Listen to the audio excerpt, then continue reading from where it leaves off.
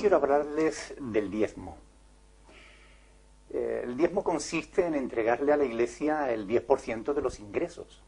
Y este es uno de los principales escollos que se encuentra mucha gente que quiere acercarse a la Iglesia cristiana. ¿Realmente hay que entregarle el 10% de los ingresos a la Iglesia?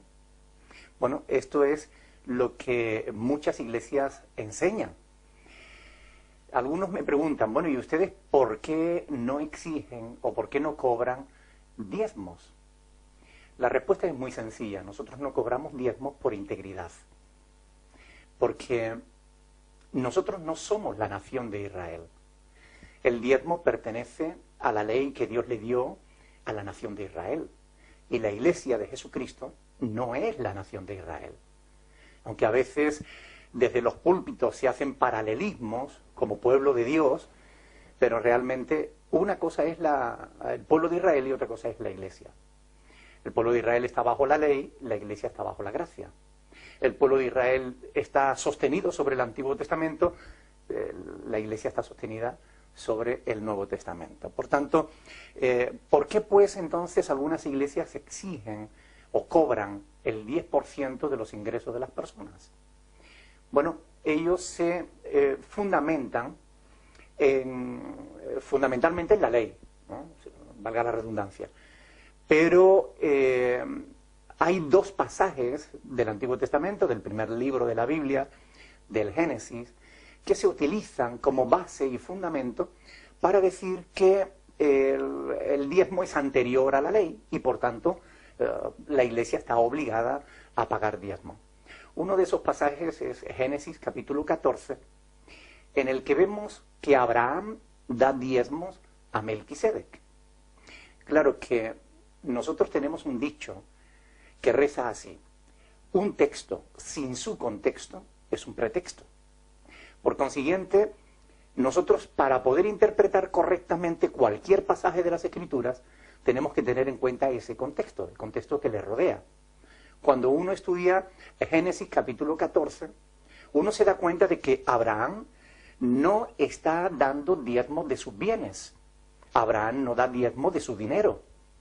Abraham se mete en guerra con unos reyes que habían arrasado Sodoma y Gomorra, se habían llevado a su sobrino Lot, y Abraham, con 300 criados nacidos en su casa, va a rescatarlo, consigue derrotar a esos reyes y coge un gran botín.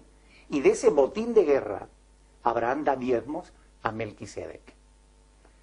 La pregunta es, ¿tenemos ahora los cristianos que meternos en guerra con los vecinos para del botín que conquistemos dar el 10% a la Iglesia? No tiene sentido. O sea, es absurdo pensarlo así. Antes de ese pasaje, nunca se dice que Abraham hubiera dado diezmos. Después de ese pasaje, nunca se vuelve a decir que Abraham haya vuelto a dar diezmos. Por tanto, es un pasaje único, ahí, que está solo, y que no puede servir como fundamento para una doctrina como la del diezmo. Después hay otro pasaje en Génesis 28, en el que se ve a Jacob haciendo una especie de negocio con Dios. Jacob le hace una propuesta a Dios. Si tú me bendices en el viaje, si me guardas, si me proteges, si me prosperas, de todo lo que tú me des yo te voy a dar el 10%. Volviendo otra vez a analizar el contexto de ese pasaje, nos damos cuenta de que poco menos que le estaba planteando un chantaje a Dios. Es decir, él proponía un diezmo condicional. Si tú me das, si tú me guardas, si tú me bendices. En ningún pasaje de las Escrituras se dice antes de ese que Jacob diezmara. En ningún pasaje de las Escrituras se dice después que Jacob diezmara. Ni siquiera se dice que cumpliera con su propuesta, ni que Dios aceptara ese chantaje. O sea, no es fundamento para sostener el diezmo, una doctrina como el diezmo en ese pasaje. Además de esos dos pasajes, ya solamente nos quedan los de la ley. Los pasajes en los que Dios instituye el diezmo como ley, pero solo para la nación de Israel. Santiago capítulo 2, verso 10, enseña que la ley es un bloque. de la que no podemos tomar lo que nos interesa y dejar el resto. Porque dice que si cumplieras toda la ley, pero ofendieres en un solo punto de la ley, te haces culpable de todos. Por tanto, o estás bajo la ley o estás bajo la gracia. Los que quieren justificarse por la ley de la gracia han caído, dice el apóstol Pablo. Por otro lado, si quieren exigir el diezmo, pues tendrían que tener en cuenta que otras leyes, como por ejemplo que coma marisco, pues está desobedeciendo a Dios y por consiguiente debe ser castigado.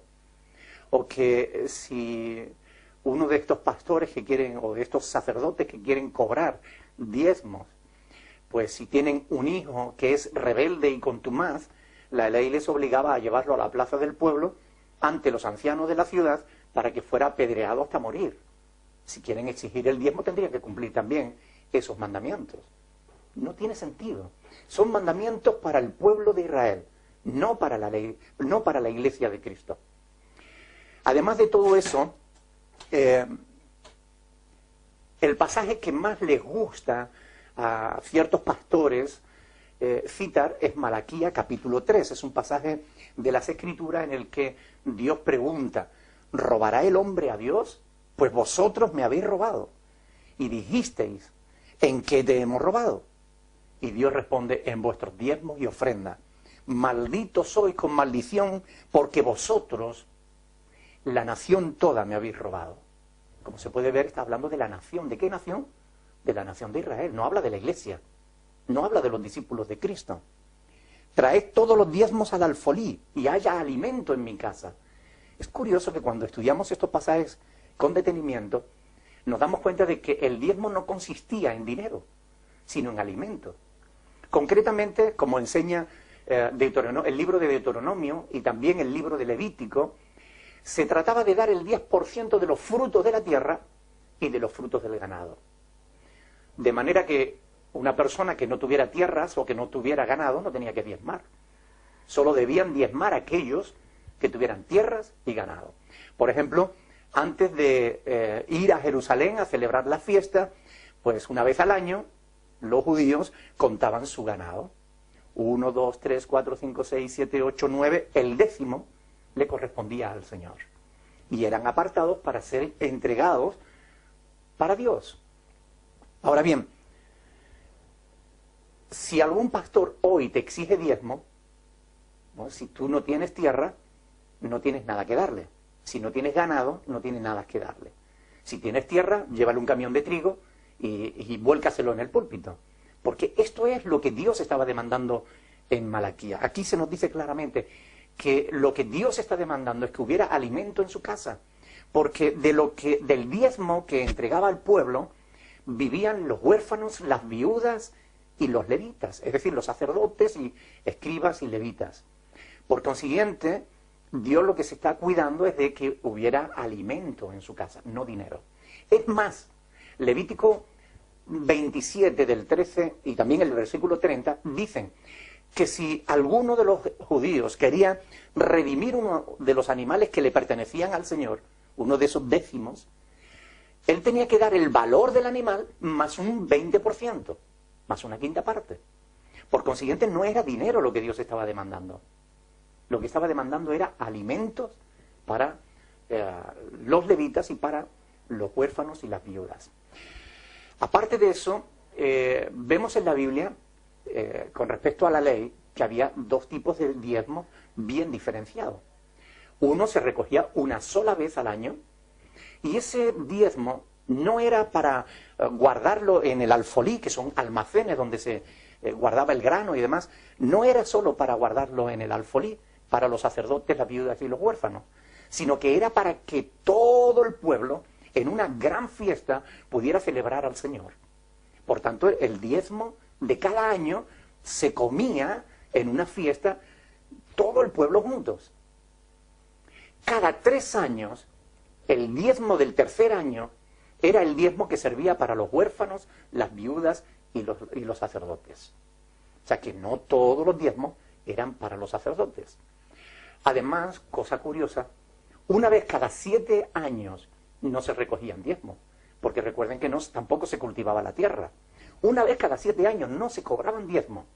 Y yo quiero preguntarte, ¿alguna vez tu pastor que te exige el diezmo te dijo, mira, este es tu 7º año en la iglesia, no te corresponde dar diezmo? Lo dudo. Ahora bien, una de las cuestiones más fundamentales es que en Deuteronomio 18:21 se dice claramente que solo los levitas podían cobrar diezmos.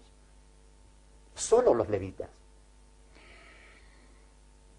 Tanto es así que hoy en día los judíos no cobran diezmos.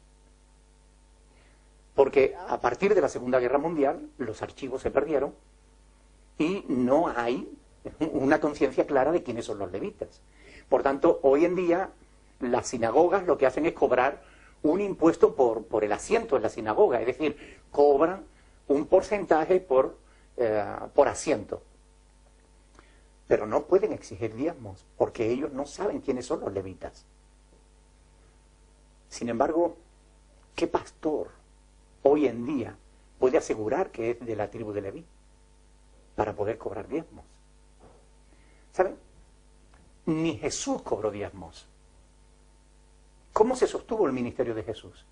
Por las ofrendas de los seguidores. Algunas mujeres pudientes y algunos de los seguidores más directos de Jesús le apoyaban en su ministerio. Pero Jesús no cobró diezmos porque no era de la tribu de Leví, era de la tribu de Judá. El apóstol Pablo no cobró diezmos, él era de la tribu de Benjamín. Sin embargo, el apóstol Pablo es quien desarrolla toda la teología del cristianismo y no encontrarás, y esto es muy importante, ni un solo pasaje. Mire que la Biblia es un libro bastante consistente, bastante grande. Pues en todo este libro no vas a encontrar ni un solo pasaje, escucha bien esto, ni un solo versículo en el que se relacione el diezmo con la iglesia. ¿No te parece importante este asunto? Ni un solo pasaje en el que se relacione el diezmo con la iglesia. El diezmo siempre se relaciona con el pueblo de Israel. Y esto es así porque la palabra de Dios es clara, es sencilla. Ahora, ¿por qué entonces algunos exigen diezmo? ¿Por qué algunos cobran diezmo? Bueno, la cuestión es bien sencilla porque solamente hay 2 respuestas. O son ignorantes de las Sagradas Escrituras, que desconocen en profundidad estos temas, se limitan a tomar una herencia religiosa y a transmitirla sin ocuparse de ver si realmente es o no es correcto lo que enseñan, o simplemente porque son falsos pastores que engañan y manipulan a la gente para sacarle su dinero. No hay otra respuesta. O son ignorantes que no conocen estas cosas, o aún conociendo estas cosas, lo hacen porque realmente son falsos pastores. Son gentes que tienen poca fe. A mí en cierta ocasión me preguntó un pastor, pero es que si no cobramos diezmo, ¿cómo vamos a sostener la iglesia? La respuesta es bien sencilla, como se sostuvo la iglesia del primer siglo. La iglesia del primer siglo se sostuvo, como el apóstol Pablo enseña en 1 Corintios capítulo 16. Cada primer día de la semana, cuando la iglesia se reúne para adorar a Dios, pues cada creyente pone aparte algo, según Dios le ha prosperado. No se dice el 10%, ni el 15%, ni el 5%, ni el 1%, ni el 2%. Según haya prosperado, pone aparte algo para la ofrenda de los santos. Y los santos no eran solamente los pastores, eran todos aquellos que tenían necesidad. Y concretamente en ese pasaje se hace referencia a los santos de Jerusalén que estaban pasando hambre. Así pues, este es un asunto muy importante. Hoy en día hay una gran manipulación con este asunto. Por eso he querido hacer este vídeo, para aclarar estas cuestiones. Hoy en día en muchas iglesias se habla de sembrar en el reino, de pactar con Dios. Entrégale dinero a Dios y Dios te va a dar más. Dale 100 euros a Dios y Dios te va a dar 1000. Bueno, cuando alguien te diga algo así, dile, dame tú los 1000 o 100 y espera los 1000 de Dios. Pero no te dejes manipular de esa manera. Pacta con Dios, pacta por un milagro. Mire, los milagros de Dios no se venden, ni se compran ni se venden. Si tú quieres la bendición de Dios, no tienes que diezmar, lo que tienes que hacer es entregar tu vida entera a Dios.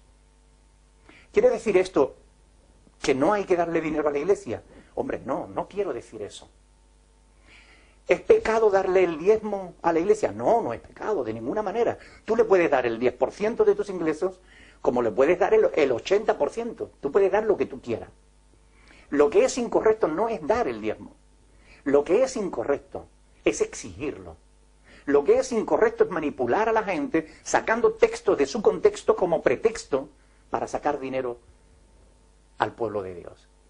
Quienes roban a Dios no son quienes no dan diezmo. Quienes roban a Dios son quienes los exigen. Y esto es muy importante. Abran sus ojos.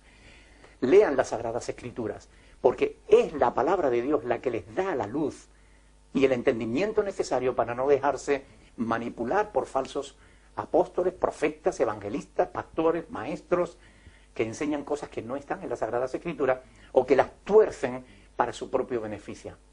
Estos ya tienen su propio castigo de parte de Dios, pero ustedes apártense de todos aquellos que no enseñen la sana doctrina.